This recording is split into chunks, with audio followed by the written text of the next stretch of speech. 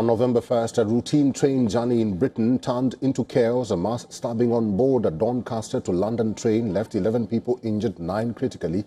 The UK police arrested 2 British nationals but ruled out any terror angle. Police officers were seen inspecting the train and nearby platforms where the attack took place. They collected evidence in sealed bags, took photographs for forensic analysis and spoke to witnesses at the scene.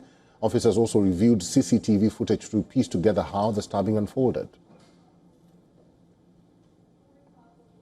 British Transport Police declared a major incident yesterday, and counter-terrorism policing were initially supporting our investigation.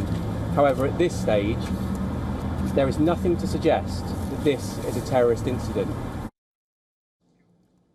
4 of the critically injured have now been discharged. 2 remain in life-threatening condition. The attack took place as the train approached Huntingdon station in Cambridgeshire, prompting an emergency stop.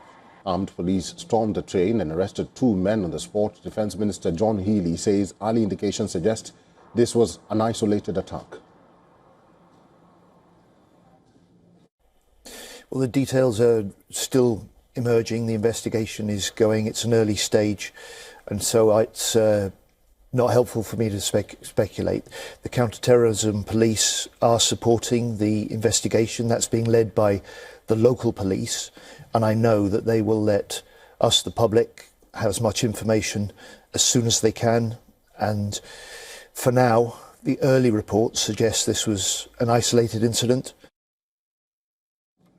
Eyewitnesses described panic and fear, one telling that a suspect was waving a large knife before being tasered by police. Another passenger saying people were running through the carriages, warning that someone was stabbing everyone. I saw someone who was very badly injured, lots of blood around them.